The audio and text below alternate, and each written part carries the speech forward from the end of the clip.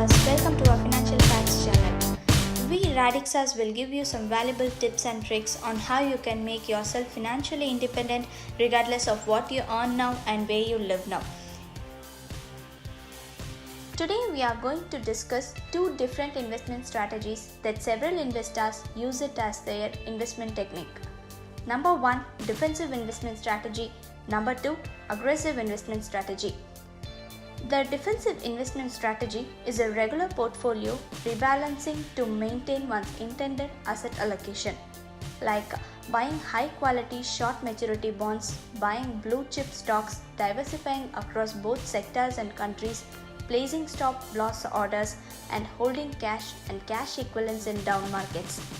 Such strategies are meant to protect investors against significant losses from major market downturns.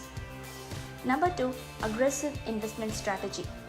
An aggressive investment strategy means the portfolio management that attempts to maximize return by taking a relatively higher degree of risk.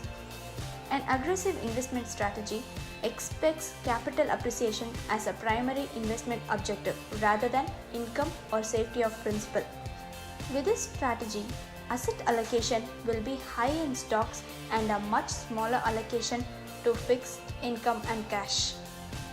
For example, portfolio A, which has an asset allocation of 75% of equities, 15% of fixed income and 10% of commodities, would be considered quite aggressive, since 85% of the portfolio is weighted to equities and commodities.